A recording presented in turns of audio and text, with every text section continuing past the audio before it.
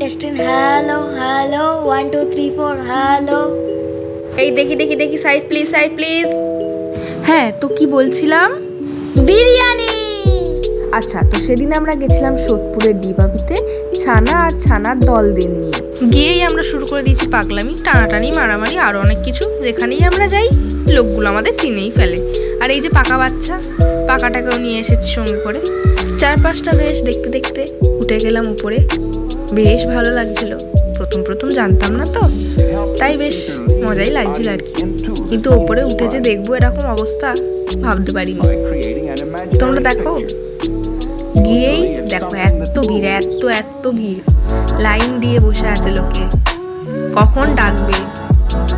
এটা দেখে মনে হচ্ছে স্কুলের গার্জেন মিটিং হচ্ছে, মানে মা বাবা স্টুডেন্টকে নিয়ে বাইরে বসে আছে আর টিচার কখন ডাকবে যে আপনার স্টুডেন্টকে নিয়ে ভেতরে আসুন।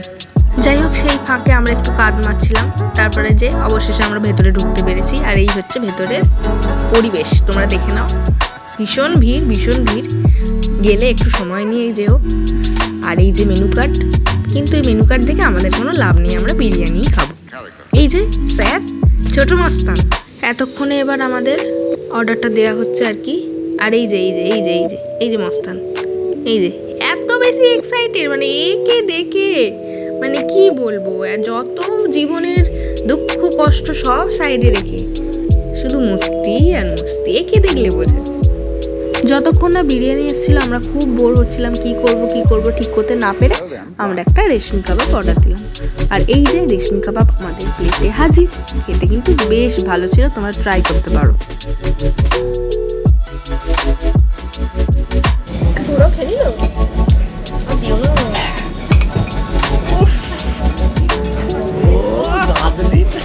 ঝরে পড়ছে, গলে যাচ্ছে।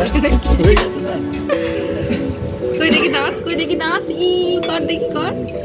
এই তো যখন হ্যালো বলে তখনই তো দাঁত বের করে। হ্যাঁ, দুটো না চারটে। ওটাই নাও।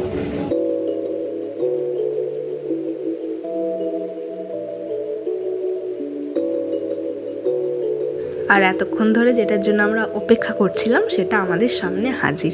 আমরা নিয়েছিলাম দুটো স্পেশাল মাটন বিরিয়ানি অ্যান্ড একটা মাটন লিভার কারি, আর নিয়েছিলাম শেষ পাতে ফিরনি, আর হচ্ছে ম্যাঙ্গো মিল্কশেক। বেশ টেস্টি খেতে ছিল, মানে দারুণ ছিল খেতে। আর এই ফিরনিটা সেই ছিল, মানে মুখে দিলে পুরো মিলিয়ে যাবে। তোমরা কিন্তু অবশ্যই ট্রাই করো।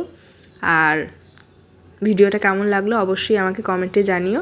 ভালো লাগলে একটা লাইক করে দিও। Thank you.